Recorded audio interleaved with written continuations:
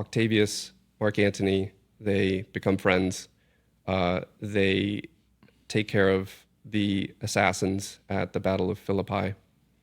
And at that point, they sort of carve up the Roman world. And Lepidus has one small portion, Octavius has another portion, and Antony takes another portion. And Antony gets what was referred to as the East. So like everything on the Eastern Mediterranean, including Egypt. And it's at that point that Antony goes and starts hanging out with Cleopatra, Caesar's erstwhile mistress.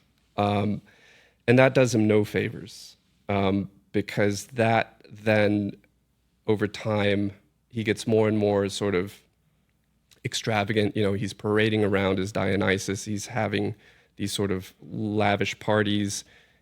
He's having kids by Cleopatra. He's sort of disowning his wife, who happened to be Octavius's sister. So he's doing very un-Roman things down there in Egypt. So he's getting seduced by the exotic. Well, yeah, that's sort of the caricature.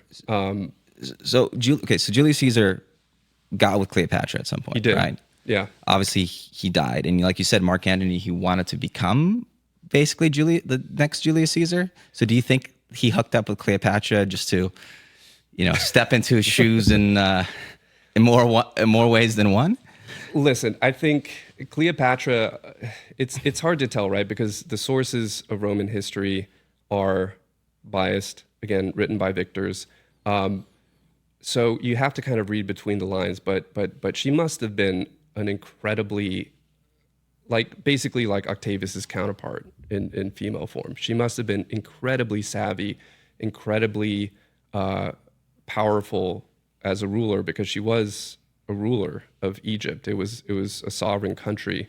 But she recognized that the Romans were the new big players on the Mediterranean scene. So I think she's playing Antony, and Antony is in a way seduced, but he also recognizes it was kind of like a symbiotic or a mutual kind of beneficial relationship, because Egypt was immensely wealthy, and Cleopatra could lend him money, could lend him troops, whatever he needed,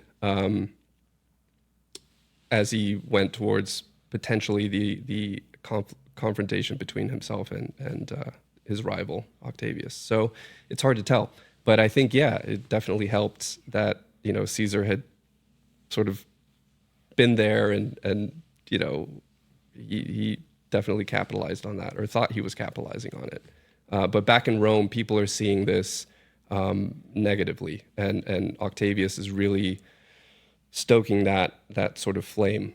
Like, look at Antony. He's doing un-Roman things. He's having kids with this mistress. Like, what's he doing? Does he want to maybe transfer the empire from Rome to Alexandria in Egypt? Like, is he trying to start a new dynasty down there? Like, what's he up to? He's like tapping into kind of almost like a xenophobia 100%. against the exotic East. 100%. So that's sort of the pitch that things arrive to after their initial rapprochement and their initial victory over the assassins of Caesar. And things come to a head. Eventually, they do go to full-fledged war, and the sort of conclusion to this very, very abridged version of Octavius's rise to power is he defeats them at the Battle of Actium in 31 BC. So the tactic here, right? He's using PR to associate the enemy with outsiders. Yeah. Right? And therefore, basically creating an us versus them mentality in Rome. Yeah. And basically, like, this guy just went over there. He's on the other team. Yeah. And therefore being able to kind of stoke kind of hatred against Antony. Yeah. And this was easy to do because the Romans had always had a sort of love-hate relationship with Eastern parts, even Greece. The Romans famously, they conquer Greece, they take it over, but Horace has a line. Horace is one of the poets patronized by Augustus and his buddies.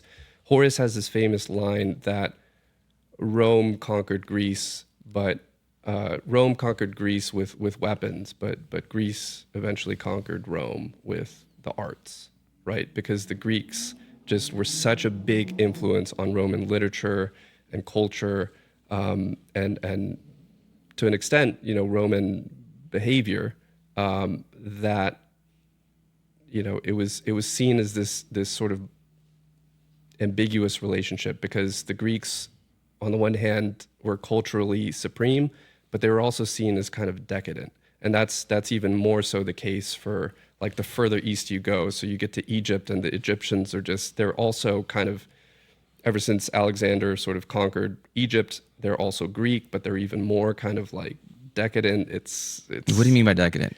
Lots of perfume. lots of perfume, lots of Dionysian associations, just different, just other. It was just sort of an easy mark to characters, like that's them, this is us, and us for the Romans was we are stoic, we're conservative. We believe in the traditions, the mores of the Roman people, and we need to cling to that, because if we don't cling to it, we're going to become super wealthy, and we're going to become super decadent, and we're going to lose our empire because we're going to be too soft to go out and conquer anymore. Okay. There's a very popular theme with Roman historians that in the first century BC, Rome has kind of like lost enemies. Like once they defeat Carthage, what do we do now? Like, who do we fight? We're just going to become like soft and effeminate, and we're going to lose everything because we have too much money and spare time. So Augustus is able to basically rally the Romans against Antony, and they defeat Antony and Cleopatra's army. Yeah. And then Antony and Cleopatra, they end themselves, right? Yeah, so there's sort of this battle off of the coast, off of the western coast of Greece, at a place called Actium. It's not a very exciting battle. Basically, Antony and Cleopatra are kind of ill-prepared. They're routed at sea, and they both manage to get on a ship and hightail it back to Egypt. And it's in Egypt, in Alexandria, where they both sort of end their lives, because they realize, it's not gonna. The game's over.